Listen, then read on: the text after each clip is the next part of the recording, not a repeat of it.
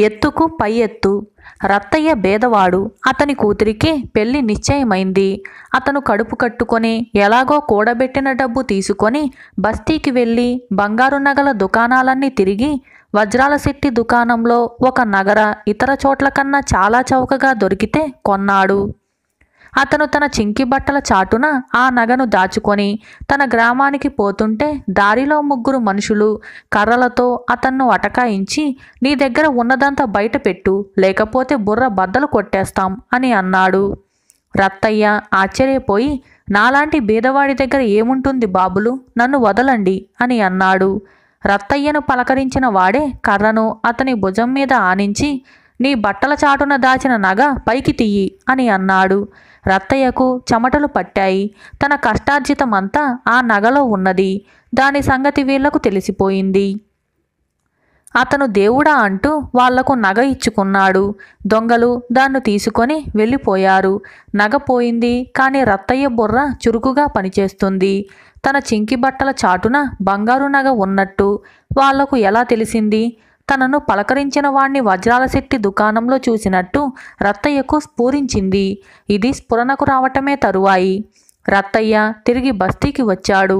అతను వజ్రాల శెట్టి దుకాణం సమీపిస్తూనే తనను దోచిన 3 దుకాణం బయట నిలబడి ఉండటం చూశాడు. రత్తయ్యకు దొంగలు అని గట్టిగా అరవాలని అనిపించింది. కానీ ఈ బస్తీలో తన వంటి అనామకుడి మాట ఎవరు నమ్ముతారు? తాను నిజం ఎలా రుజువు చేస్తాడు? 3లోనూ తన నుంచి నగ తీసుకున్నవాడు దుకాణంలోకి వెళ్ళాడు. తరువాత ఆ మనిషి డబ్బు తీసుకొని బయటికి వచ్చి తాను తెచ్చిన డబ్బు మిగిలిన 2 అక్కడే పంచుకున్నాడు. రత్తయ్యకు కడుపు మండిపోయింది. వజ్రాల శెట్టి ఆ మనుషుల ద్వారా తన కొనుగోలు వాళ్లను తానే దోస్తున్నాడు. అందుకే అతని వద్ద ధరలు తక్కువ. ఈ సంగతి అధికారులకు నచ్చచెప్పటం తేలికైన విషయం కాదు. అదీ కాక అధికారులను శెట్టి కొనగలడు. అలాంటి వాణ్ణి నేరం చేస్తుండగా పట్టి ఇవ్వాలి, కానీ ఒట్టి ఆరోపణలతో శిక్షించటం అసాధ్యం. రత్తయ్యకు ఒక ఆలోచన తట్టింది. రత్తయ్య ఆ దుకాణం దగ్గరే పొంచి ఉండి తనలాంటి రైతే అందులో ప్రవేశించటం చూసి తాను కూడా దుకాణంలోకి వెళ్ళి అక్కడి జనంలో కలిసిపోయి ఆ రైతును శెట్టిని గమనించసాగాడు. వజ్రాల శెట్టి ఆ రైతుకు ఏదో నగ అమ్మబోతూ తనను అడిగినట్టే, మీది ఏ గ్రామం? అక్కడికే వెళ్తున్నావా? నడిచి వెళ్తావా పాపం అంటూ సానుభూతిగా అడిగాడు. ఆ ప్రశ్నలకు రైతు ముగ్ధుడైపోయి ఉన్న సంగతి దాచకుండా చెప్పాడు. రైతు దుకాణం నుంచి వీధిలోకి రాగానే తనను దోచిన 3 కొద్ది దూరం అతని వెనకనే నడిచి ఊరి పొలిమేరకేసి వెళ్ళిపోయారు. వెంటనే రత్తయ్య ఆ రైతును కలుసుకొని పక్క సందులోకి తీసుకొని పోయి తన ఊరు, పేరు, తన నగపోయిన విధము చెప్పాడు. అదృష్టవశాన ఆ రైతు ఉండే ఊళ్ళో రత్తయ్య బంధువులున్నారు. వాళ్లను రైతు బాగా ఎరుగును. అన్న, నీ నగను శెట్టి మనుషులు దోచేస్తారు. దొంగలు వచ్చినప్పుడు వాళ్ళకివ్వు. నీ అసలు నగ వాళ్ళ కంట పడనివ్వకుండా జాగ్రత్త పడు. నకిలీ నగ వాళ్ళకు ఇవ్వు. తరువాత వాళ్ళ సంగతి నేను చూస్తాను అని అన్నాడు రత్తయ్య రైతుతో. అసలు నగ నీ దగ్గరే ఉండనివ్వు. దొంగలు దొరికినాక తీసుకుంటాలే అంటూ రైతు తాను కొన్న బంగారు నగను రత్తయ్యకిచ్చేసి చవకలో గిల్టు నగ కొని తన దారిన తాను బయలుదేరాడు. రత్తయ్య వజ్రాల శెట్టి దుకాణానికి వెళ్ళి ఏడుపు మొహం పెట్టి, శెట్టిగారు, మీ వద్ద కొన్న నగను మా గ్రామంలోకి వెళ్తుండగా రవ్వల హారాన్ని దారిలో 3 దొంగలు కాజేశారు. మా ఊరు పోవాలంటే మొహం చల్లటం లేదు. ఆ దొంగల్లో ఒకణ్ణి నేను మీ దుకాణంలో చూశాను. వాణ్ణి గురించి మీరు ఏమైనా చెప్పగలరేమోనని వచ్చాను అని అన్నాడు.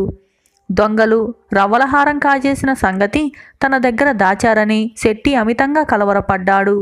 వాళ్ళు తనకు తెలియకుండా వ్యాపారం చేస్తున్నారన్న మాట. శెట్టి తన ఉద్రేకాన్ని అదుపులో పెట్టుకొని ప్రయత్నంలో అతను ఉండగా రత్తయ్య మళ్ళీ ఇలా అన్నాడు. అంతేకాదు శెట్టిగారు, వాళ్ళు దోచిన నగలను ఇంకెక్కడో అమ్మి వాటికి బదులు మాయా నగలను చేయించే ఆలోచనలో ఉన్నారు. ఏమో, నువ్వు చెప్పే మనుషులను గురించి నాకేమీ తెలియదు. నువ్వు వెళ్ళవచ్చు అని శెట్టి రత్తయ్యను పంపేసి దొంగల కోసం ఎదురుచూడసాగారు. కొంతసేపటికి దొంగలు రైతు వద్ద కాజేసిన గిల్టు నగతో వచ్చి దాన్ని శెట్టికి ఇచ్చారు. శెట్టి దాన్ని చూసి రత్తయ్య చెప్పినట్టు అది మాయా నగే అని తెలుసుకున్నాడు. శెట్టికి ఒళ్ళు మండుకొచ్చింది. అసలు నగే అక్కడా అని అతను దొంగలను అడిగాడు. దొంగలు మొహాలు చూసుకున్నారు. ఇంతకుముందు ఇంకోటి దగ్గర రవ్వలహారం కాజేశారు. అది ఏది? దాన్ని కూడా ఇస్తే డబ్బు ఇవ్వకపోయానా అన్నాడు శెట్టి. రవ్వలహారమా అంటూ దొంగలు నిర్ఘాంతపోయారు. అదే సమయంలో రత్తయ్య న్యాయాధికారిని, రక్షక భటులను వెంట పెట్టుకొని వచ్చాడు. అప్పటిదాకా వీధిలో వాళ్ళ కోసం ఎదురు చూస్తున్న రైతు కూడా దుకాణంలోకి వచ్చాడు. దొంగలు దొరికిపోయారు. రత్తయ్య రైతు నగ రైతుకు ఇచ్చేశాడు. రైతు న్యాయాధికారితో ఆ ముగ్గురు దొంగలు తన వద్ద గిల్టు నగ దొంగలించిన వైనం చెప్పాడు. ఆ గిల్టు నగ ఇంకా శెట్టి చేతిలోనే ఉన్నది. రత్తయ్యకు అతని నగ తిరిగి రావటమే కాక దొంగలను పట్టి ఇచ్చినందుకు బహుమానంగా దాని ధర కూడా తిరిగి వచ్చింది.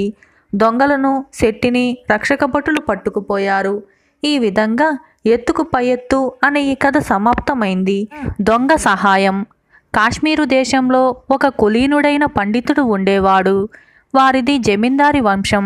అయితే పండితుడి పూర్వీకులు విచ్చలవిడిగా డబ్బు ఖర్చు చేసి అంతులేని ఆస్తి నాశనం చేసేశారు. ఆ కారణం చేత పండితుడు చాలా సామాన్య స్థితికి దిగజారిపోయాడు. అయితే ఈ సంగతి లోకానికి తెలియకుండా ఆయన గుంబనంగా సంసారం వెలబుచ్చుతూ వచ్చాడు. ఈ పండితుడికి చక్కదనాల కుమార్తె ఉన్నది. ఆమెను చేసుకుంటామని ఎందరో యువకులు వస్తూ ఉన్నారు. కానీ పండితుడు తన కుమార్తె పెళ్లి చేసే స్థితిలో లేడు. ఈ సంగతి కూడా ఎవరికీ తెలియదు. పండితుడు నివసించే లోగిలి అడుగున మాలిగలలో నిధి నిక్షేపాలు మూలుగుతున్నాయని అందరూ అనుకునేవారు. ఈ భ్రమ మూలంగానే పండితుడికి సుందరుడు అనే వాడితో వైరం కూడా వచ్చింది. ఇద్దరూ మొదట మిత్రులే. ఒకసారి సుందరుడు పండితుణ్ణి చాలా పెద్ద మొత్తం అప్పు అడిగాడు. తన పేద స్థితిని పండితుడు లౌక్యంగా బయటపెట్టుకున్నాడు. కానీ సుందరుడు తనకు అవమానం జరిగిందనుకొని పండితుడిపై కక్ష కట్టాడు. పండితుడిపై పగ తీర్చుకోవాలన్న ఉద్దేశంతో సుందరుడు ఒక గజదొంగను పట్టుకొని పండితుడి సొత్తంతా కాజేయమని వాణ్ణి అడిగాడు. గజదొంగ అందుకు సంతోషంగా ఒప్పుకున్నాడు. ఒక రాత్రి పండితుడు పడుకొని నిద్రపోబోతుండగా ఆయన భార్య, ఏమండి, అమ్మాయికి ఎన్నో సంబంధాలు వస్తున్నాయి కదా, మనకు తగిన సంబంధం చూసి త్వరలో పెళ్లి చేయక ఎందుకు తాత్సారం చేస్తున్నారు అని అడిగింది.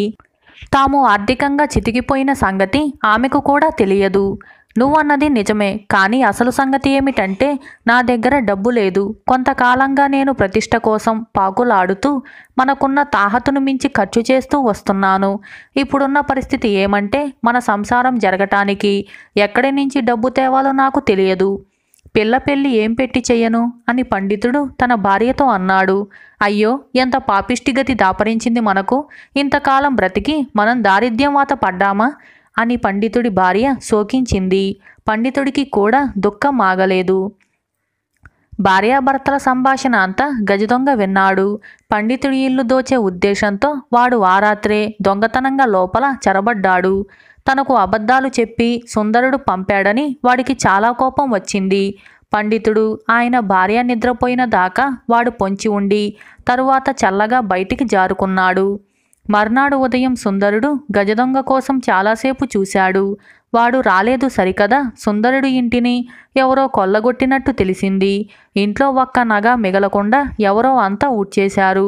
మర్నాడు నిద్రలేస్తూనే పండితుడి భార్య తన తల దగ్గర ఒక మూట ఉండటం చూసింది. విప్పు చూస్తే ఆ మూట నిండా బంగారు నగలు, వెండి నాణ్యాలు ఉన్నాయి. దానితో పాటు ఒక కాగితం ముక్క మీద మీ కుమార్తె వివాహానికి గజదొంగ సమర్పించుకుంటున్న చిన్న కానుక అని రాసి ఉన్నది. ఈ విధంగా దొంగ సహాయం అనే ఈ కథ సమాప్తమైంది. మరొక మంచి కథ రాజు చండాలుడు. పూర్వం ఉత్కల దేశాన్ని పురుషోత్తమ దేవుడు అనే రాజు పరిపాలించేవాడు. ఆయన గొప్ప జగన్నాథ భక్తుడు. రాజ్యం జగన్నాథుడిదేనని, తాను ఆ దేవుడి సేవకుడిగా రాజ్యపాలన చేస్తున్నానని ఆయన నమ్మేవాడు. ఊరిలో ఏటా ఆషాఢ మాసంలో రథయాత్ర జరుగుతుంది. ఆ ఉత్సవానికి వేలాది జనం వస్తారు. రథయాత్రలో పాల్గొనే 3 రథాల కింద రాజు స్వయంగా చీపిరికట్టతో ఊడ్చేవాడు. తరువాతనే రథాలను ప్రజలు లాగేవారు. పురుషోత్తముడు ఒకసారి దక్షిణ దిగ్విజయానికి వెళ్ళి కంచి రాజకుమార్తె అయిన పద్మావతిని చూశాడు. ఆమె అసాధారణ సౌందర్యవతి. ఆమెను చూడగానే పురుషోత్తముడు మోహించి పెళ్లాడ నిశ్చయించాడు. ఈ విషయం దూత ద్వారా విని పద్మావతి తండ్రి వివాహానికి సమ్మతించాడు. పురుషోత్తముడి ఆహ్వానం మీద ఆయన ఉత్కల దేశానికి పోవటమే కాక రథోత్సవాన్ని కూడా కల్లారా చూద్దామని అనుకున్నాడు. రథోత్సవం నాడు దేవాలయం నుంచి ఉద్యాన భవనం దాకా ఉన్న వీధి అంతా జనంతో నిండిపోయింది. శంఖాలు మోగుతున్నాయి. జనం కోలాహలం చేస్తున్నారు. దేవాలయం నుంచి జగన్నాథ, బలభద్ర, సుభద్రల విగ్రహాలను తెచ్చి 3 రథాలలో ఉంచారు. అంతదాకా కంచీరాజుతో కబుర్లు చెబుతున్న పురుషోత్తముడు లేచి వెళ్ళి రథాల కింద చీపిరికట్టతో ఊడ్చాడు. ప్రజలు హర్షధ్వానాలు చేశారు. పురుషోత్తముడు చీపిరికట్ట తీసుకొని ఊడవటం చూసి కంచీరాజుకు రోత పుట్టింది. రథయాత్ర ముగియగానే ఆయన కంచి తిరిగి వెళ్ళి, నా కుమార్తెను చండాలుడికి ఇచ్చి పెళ్లి చేయను అని ఉత్కలరాజైన పురుషోత్తముడికి కబురు చేశాడు. పురుషోత్తముడికి పట్టరాని కోపం వచ్చింది. ఆయన కంచీరాజ్యం మీద యుద్ధం ప్రకటించి దండెత్తి వెళ్ళాడు. తరువాత జరిగిన యుద్ధంలో పురుషోత్తముడికి విజయం జరిగింది. రాజకుమార్తె పద్మావతి అతనికి బందీగా చిక్కింది. అయితే పురుషోత్తముడికి ఇప్పుడు ఆమెను పెళ్లాడాలన్న కోరిక లేదు. ఆయన తన మంత్రిని పిలిచి, ఆమె తండ్రి నన్ను చండాలుడు అన్నాడు, ఆమెను కసువు ఊడ్చేవాడికిచ్చి పెళ్లి చేయండి అని ఆజ్ఞాపించాడు. చిత్తం మహారాజా, అలాగే చేస్తాను అన్నాడు మంత్రి. కానీ జాలిగుండె గల ఆ మంత్రి అలా చేయలేదు. ఆయన పద్మావతిని తన ఇంటికి చేర్చాడు. అక్కడ మంత్రి ఆయన భార్య పద్మావతిని తమ సొంత కూతురులాగే చూసుకుంటూ తమ ఇంట రహస్యంగా ఉంచారు. కొద్ది నెలల అనంతరం తిరిగి రథోత్సవం వచ్చింది. రాజు తన ఆచారం ప్రకారం చీపిరికట్ట తీసుకొని రథాల కింద ఊడుస్తూ ఉన్నాడు. ఆ సమయంలో మంత్రి పద్మావతిని తీసుకుపోయి, మహారాజా, మీ ఆజ్ఞ నెరవేర్చటంలో జాప్యం జరిగినందుకు నన్ను క్షమించండి. ఈ పిల్లకు ఊడ్చే భర్త మీకన్నా యోగ్యుడు దొరకలేదు కనుక దయచేసి ఏమని పెళ్లాడండి అని అన్నాడు. అప్పటికి పురుషోత్తముడి ఆగ్రహం చల్లారిపోయింది. తన మంత్రి చేసిన యుక్తికి సంతోషించి మహావైభవంగా పద్మావతిని వివాహం చేసుకున్నాడు. వారి సంతతి ఇప్పటికీ పూరీ రథోత్సవం నాడు చీపురికట్ట తీసుకొని దేవాలయం ఊడుస్తారు. ఈ విధంగా రాజు చండాలుడు అనే ఈ కథ సమాప్తమైంది. మంత్రగత్తె భోషానం. ముత్యాల వ్యాపారి మురహరికి 4 కొడుకులు. పెద్దవాళ్ళు 3 తెలివైన వాళ్ళు. వాళ్ళు తండ్రికి వ్యాపారంలో చేదోడు వాదోడుగా ఉండేవారు. ఆఖరివాడు వెంకటప్ప మందమతి. అందరూ వాడిని వెంకటప్ప అనడానికి బదులు వెర్రి వెంగలప్ప అంటూ హేళన చేసేవారు. వాడికి ఆ పేరు స్థిరపడిపోయింది. చిన్నతనంలోని తల్లిని పోగొట్టుకున్న వెంగలప్ప అంటే మురహరికి పంచప్రాణాలు. పెద్ద కొడుకులు 3కి పెళ్లిళ్ళయి కోడళ్ళు కాపురానికి వచ్చారు. మామగారు తమ భర్తల కన్నా వెంగలప్పను ప్రేమగా చూడటం వాళ్లకు గిట్టేది కాదు. వెంగలప్పకు పెళ్లి చేస్తే అతడి ప్రవర్తనలో మార్పు రావచ్చునని మురహరి ఆశ. అయితే వెంగలప్పను గురించి ఆ చుట్టుపక్కల ఊర్లలో అంతా ఎరిగి ఉండటంతో వాడికి పిల్లను ఇవ్వటానికి ఎవరూ ముందుకు రాలేదు. వెంగలప్ప పెళ్లిని గురించిన దిగులుతోనే మురహరి కళ్ళు మూశాడు. ఆ రోజు నుంచి వెంగలప్ప కష్టాలు ఆరంభమయ్యాయి. వాడి వదినెలు వాడి చేత అడ్డమైన చాకిరీ చేయించేవాళ్ళు. అయితే ఏ పని సరిగ్గా చేయటం చేతగాని వెంగలప్ప అప్పగించిన పనులన్నీ పాడు చేస్తూ ఉండేవాడు. ఒకరోజు భర్తలు ఇంటలేని సమయంలో వెంగలప్ప వదినెలు 3 నడిమింట సమావేశమయ్యారు. తిండికి తిమ్మరాజు, పనికి పోతురాజు. ఈ వెంగలప్ప శనిని బ్రతికున్నన్నాళ్ళు తేరగా పోషించవలసిందేనా అన్నది పెద్ద వదినే చేతులు తిప్పుతూ. ఈ వెర్రిమాలోకానికి పిల్లనిచ్చే దిక్కులేదు. ఇక ఇల్లరికానికి ఏ ఊరు పంపిస్తాం అంటూ మూతి విరిచింది రెండో వదినే. ఆ ముసలాయన పోతూ పోతూ ఈ తద్దినాన్ని మన నెత్తిన పెట్టిపోయాడు అంటూ మొటికలు విరిచింది మూడో వదినే. ఎలాగైనా వెంగలప్ప పీడ విరగడ చేసుకోవాలని తోటి కోడళ్ళు 3 కూడబలుక్కున్నారు. అప్పటి వరకు పెరట్లోని కూరపాదులకు బావి నీరు తోడిపోసిన వెంగలప్ప ఆయాసపడుతూ వాళ్ళ దగ్గరకు వచ్చి, ఆకలిగా ఉన్నది వదినలు, అన్నంలోకి కంది పచ్చడి, సొరకాయ పులుసు కావాలి అని అన్నాడు. ఆ మరుక్షణం 3 వదినెలు మూలుగుతూ గదిలో చాపలు పరుచుకొని పడుకున్నారు. అది చూసి వెంగలప్ప భయపడిపోయి, ఇంతలోనే మీకేమైంది? ఒంట్లో బాగాలేదా? నాన్నలా చచ్చిపోతున్నారా అని అన్నాడు. నాకు సుత్తితో మోదుతున్నట్లుగా తల బద్దలయ్యే నొప్పి. గోధుమ రంగు తాచు పాముకూరలు పీకి నిప్పులో వేసి ఆ పొగ పీలిస్తేనే ఈ నొప్పి పోదు అన్నది పెద్ద వదినే. నాకు బండరాయి లోపల ఉన్నట్లుగా ఒకటే కడుపు నొప్పి. పులిపాలల్లో వాము పొడి కలిపి తాగితే తప్ప ఈ బాధ తీరదు అన్నది రెండో వదినే. నాకు ఇసుక పోసుకున్నట్లుగా కళ్ళల్లో ఒకటే బగబగా మంటలు. బ్రహ్మరాక్షసి కొమ్ము అరగదీసి ఈ గంధం కాటుకలో పెట్టుకుంటే కాని ఈ మంటలు చల్లారవు అన్నది మూడవ వదినే. వెంగలప్ప ఆ బాధలన్నీ తనకే వచ్చినట్లుగా విలవెల్లాడిపోతూ, వదిన్లు డబ్బులివ్వండి, బజారుకు పోయి మీకు కావలసినవన్నీ తీసుకొస్తాను అని అన్నాడు. ఇవి బజారులో దొరకవు, అడవిలో ఉంటాయి, నీకు తెలుసుగా. మీ అన్నయ్యలకు ఊపిరి సలపని పని, వాళ్లకు అడవిలోకి వెళ్ళే తీరిక లేదు. ఈ బాధలతో మేము చచ్చిపోవలసిందే అంటూ గట్టిగా మూలగసాగారు ముగ్గురు వదినలు. జాలిగుండెగల వెంగలప్ప వాళ్ళ మూలుగుడు వినలేక, ఇప్పుడే నేను అడవిలోకి వెళ్ళి మీకు కావలసినవన్నీ తెస్తాను అంటూ బయలుదేరాడు. వాడటు వెళ్ళగానే లేచి కూర్చుంటూ, ఈ రాత్రి వెంగలప్పను తప్పక తాచుపాము కాటు వేస్తుంది అంటూ ఆనందపడిపోయింది పెద్ద వదినే. ఒకవేళ అది తప్పితే పెద్ద పులి పొట్ట చీల్చటం ఖాయం అంటూ పొంగిపోయింది రెండో వదినే. పై రెండు కుదరకపోతే ఏ బ్రహ్మరాక్షసో ఈ వెర్రిమాలోకాన్ని పట్టుకొని మింగేయటం తథ్యం అంటూ సంతోషపడిపోయింది మూడవ వదినే. వెంగలప్ప గోధుమ రంగు తాచు పెద్ద పులి బ్రహ్మరాక్షసిని వెతుకుతూ అడవిలో కొంత దూరం పోయేసరికి బాగా చీకటి పడిపోయింది. వాడు కొన్ని పాములను చూసి తోకపట్టుకోపోయాడు. కాని అవి గోధుమ రంగులో లేకపోవటంతో ఆ ప్రయత్నం మానాడు. వాడు అడవిలో ఎంత దూరం వెళ్ళినా నక్కలు, కుందేళ్లు కనిపించాయి కాని పులి జాడలేదు. వాడు ఆకలితో నకనకలాడిపోతూ, ఓసి బ్రహ్మరాక్షసి, ఇటొచ్చి నా కంటపడు అంటూ పెద్దగా కేకలు వేయసాగాడు. ఆ ప్రాంతాల ఒక దిబ్బ మీద గుడిసె వేసుకొని తన కూతురితో పాటు నివసిస్తున్న మంత్రాల మరిడమ్మకు ఆ కేకలు వినిపించాయి. మరిడమ్మ గుడిసెలో దీపం ఒత్తి పెద్దది చేసి బయటకు వచ్చి, ఎవడ్రా వాడు, అర్ధరాత్రి వేళ మరిడమ్మ ఇంటికేసి రావటమే కాక గావు కేకలా, ఆహా ఎన్ని గుండెలు అని అన్నది. వెంగలప్ప గుడ్డివెన్నెల కాంతిలో మరిడమ్మను చూసి దెబ్బ ఎక్కి, అత్తత్త, ఈ చుట్టుపక్కల గోధుమ రంగు తాచుపాములు, పెద్ద పులులు, రాక్షసులు ఇలాంటివేమీ లేవా అని అడిగాడు. నువ్వనే ఆ మూడింటి పెట్టు ఇదే, మంత్రాల మరిడమ్మనున్నానుగా. బలిరా కుర్రకుంక, ఇంత పొద్దుపోయి ఆ అంకమ్మ శివాలేమిట్రా అని ఆశ్చర్యంగా అడిగింది. వెంగలప్ప తన ముగ్గురు వదినలకు వచ్చిన బాధలు, అందుకు విరుగుళ్ళు కూడా చెప్పి, వాళ్లకు కావలసినవి తీసుకొని నేను వెంటనే వెళ్ళాలత్తా, పాపం వాళ్ళు మాత్రం ఎంతసేపని బాధ భరించగలరు చెప్పు అని అన్నాడు. వాడు వెర్రిబాగుల వాడని, వాడిని చంపడానికి వాడి వదినలు ఈ పథకం వేశారని మరిడమ్మకు అర్థమైపోయింది. పుట్టు సాహసీవరా అల్లుడు, ఆకలితో ఉన్నట్లున్నావు, వెంటనే ఆకలి చల్లార్చకపోతే సాహసం చల్లబడిపోతుంది, 4 రొట్టెలు తిను అంటూ గుడిసెలోకి పోయి ఒక నులక మంచం తెచ్చి బయట వేసింది. తరువాత మరిడమ్మ ఒక కంచు పల్లెంలో 4 జొన్న రొట్టెలు, ఇంత పుట్టకుక్కల కూర తెచ్చి వెంగలప్పకిచ్చింది. వాడు వాటిని ఆవురావురుమంటూ తిని మరిడమ్మ ఇచ్చిన మంచినీళ్లు తాగి, అత్తమ్మ, అడవి కోడి రుచి ముందు పూరి కోడి బలాదూర్ అని అన్నాడు చిటికలు వేస్తూ. ఆ మాటలకు మంత్రాల మరిడమ్మ పెద్దగా నవ్వి, అల్లుడు, అది కోడి మాంసం కాదు, పుట్టకుక్కల కూర, అందంలో రాచకన్యలను కాదనిపించే నా కూతురు స్వర్ణమంజరి వంట అని అన్నది.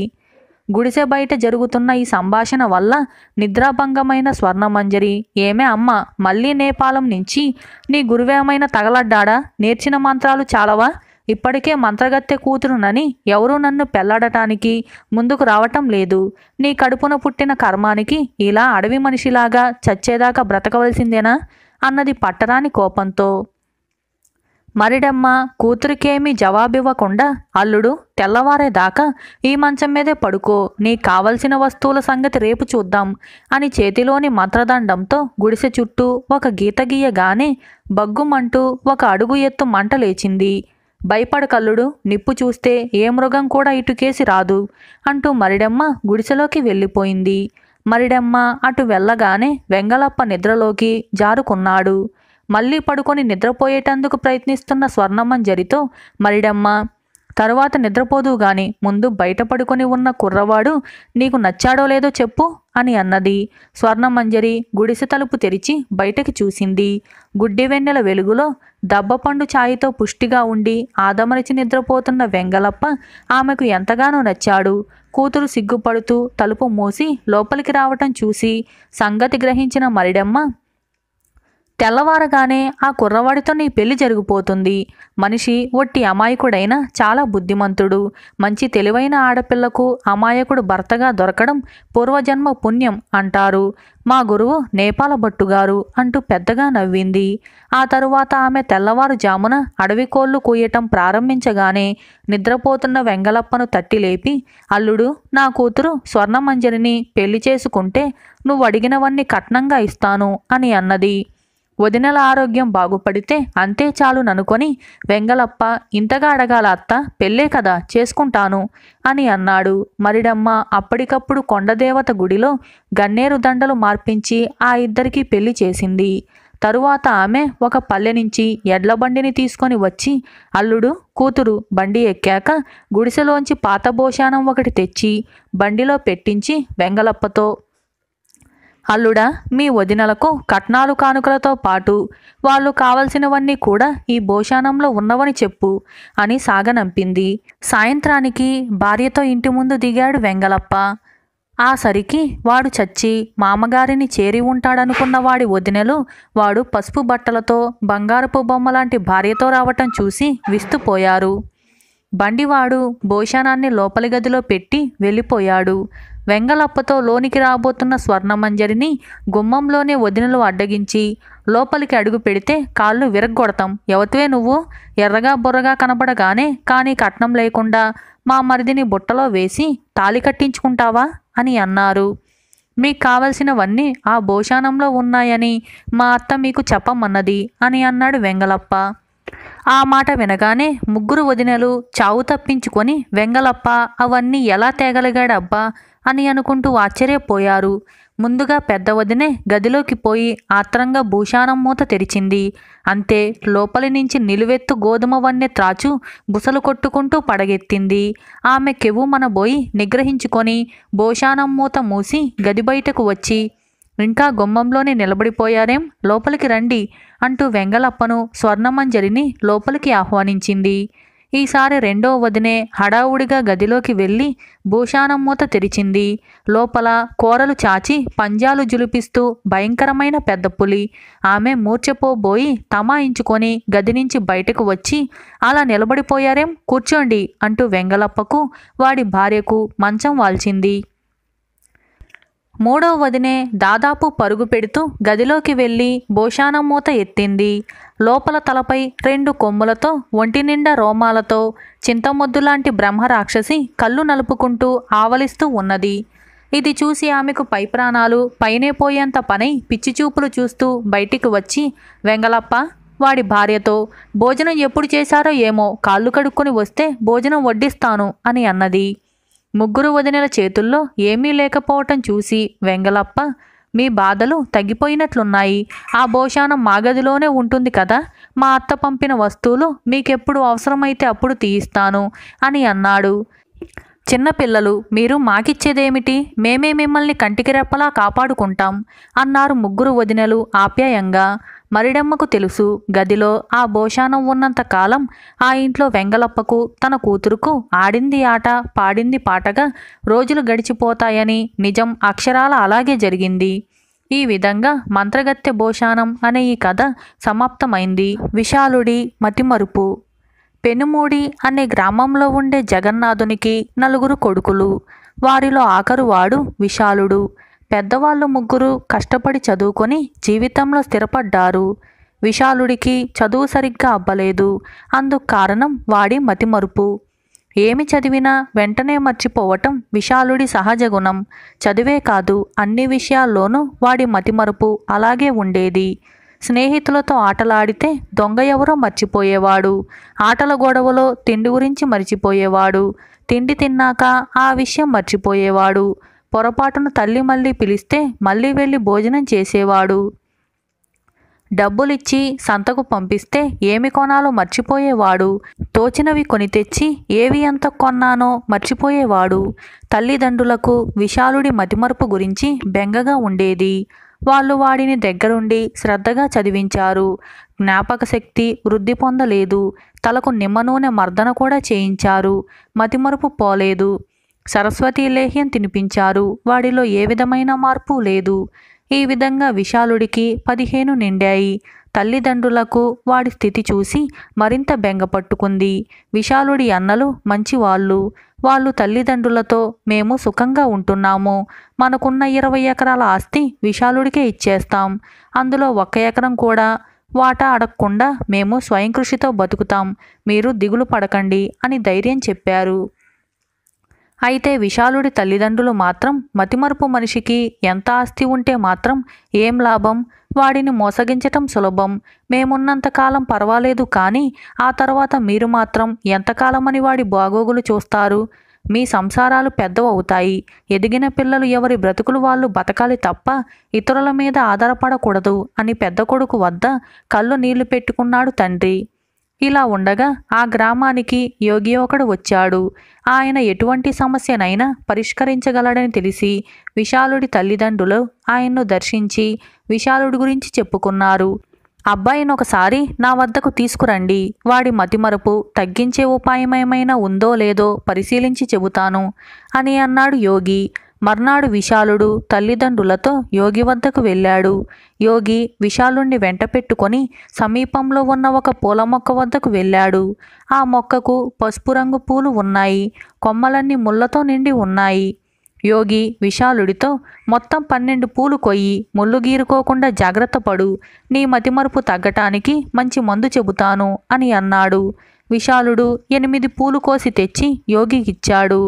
ఆయన ఎన్ని పూలు కోయమన్నది వాడు మర్చిపోయాడు. జాగ్రత్తగా కోయకపోవటం వల్ల వాడి చేతి వేళ్లకు ముళ్ళు గీసుకొని కొద్దిగా రక్తం వచ్చింది. అయ్యో, ముళ్ళు గీసుకున్నాయా? నేను చెప్పినా నువ్వు జాగ్రత్త తీసుకోక పెద్ద ప్రమాదంలో ఇరుక్కున్నావు. ఈ మొక్క ముళ్ళకు కొసల్లో విషం ఉంటుంది. అయితే అది వెంటనే తన ప్రభావం చూపించదు. సరైన వైద్యం జరగకపోతే ఏడాది లోపల ఏ చిన్న జబ్బు చేసినా నీ ప్రాణం పోతుంది అని అన్నాడు యోగి. విశాలుడు ఇందుకు కలవరపడి ఈ విషయం తమరు నాకు ముందే చెప్పాల్సింది. మరి కాస్త జాగ్రత్త పడేవాడిని. అయినా నేను మతిమరుపు మనిషినని తెలుసుండి నా చేత పూలెందుకు కోయించారు అని అన్నాడు. యోగి చిన్నగా నవ్వి, అవన్నీ ఇప్పుడు అవసరం లేదు.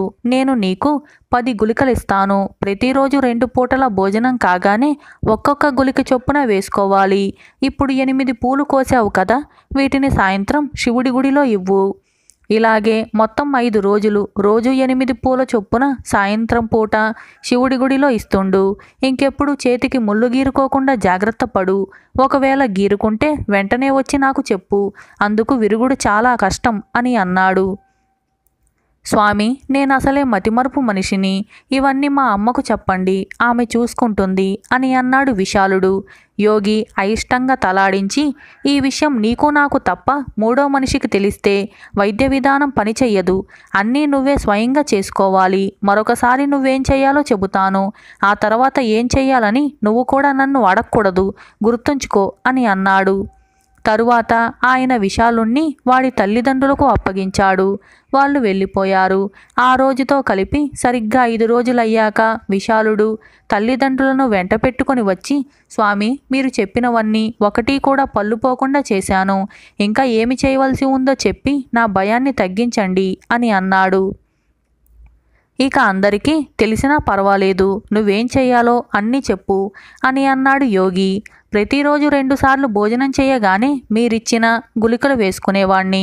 ఇలా మొత్తం 5 రోజులు చేశాను. రోజుకు 8 చొప్పున పూలు కోసి సాయంత్రాలు శివుడి గుడిలో ఇస్తూ వచ్చాను. ఒక్కసారి కూడా చేతులకు ముళ్ళు గీరుకోనివ్వలేదు అని అన్నాడు విశాలుడు. ఆహా, 5 రోజుల క్రితం 2 అంటే 2 సార్లు చెప్పిన విషయాలను ఇంత బాగా గుర్తుంచుకొని అమలు పరిచాడు. మీ విశాలుడి మతిమరుపు పోయినట్టే కదా అని అన్నాడు యోగి. విశాలుడి తల్లిదండ్రులు ఆశ్చర్యపడి, తమరు చెప్పింది నిజమే. ఏం గుళికలిచ్చారో కానీ వాటి మహిమ వాడి మెదడుపై అద్భుతంగా పనిచేసింది అని అన్నారు. యోగి అందుకు నవ్వి, ఇందులో నా గుళికల ప్రభావం ఏమీ లేదు. అసలు తప్పంతా మీలో ఉంది. అందువల్లనే విశాలుడు ఇలా తయారయ్యాడు అని అన్నారు. తరువాత విశాలుడి తల్లిదండ్రులకు అర్థం కావటానికి ఆయన అసలు విషయాన్ని ఇలా వివరించాడు. భగవంతుడు మనుషులందరికీ సమానంగానే బుద్ధిని ప్రసాదించిన కొందరు బద్ధకస్తులు దాన్ని సక్రమంగా ఉపయోగించక అన్నింటికీ ఇతరుల మీదనే ఆధారపడతారు. లేత వయసులో ఆ బద్ధకం వల్ల కలిగే హాని వారికి తెలియదు. ఆ వయసులో అన్ని నిర్లక్ష్యం చేసి అందుకు పెద్దయ్యాక విచారిస్తారు. విశాలుడు తెలివైన వాడే కానీ బద్ధకస్తుడు.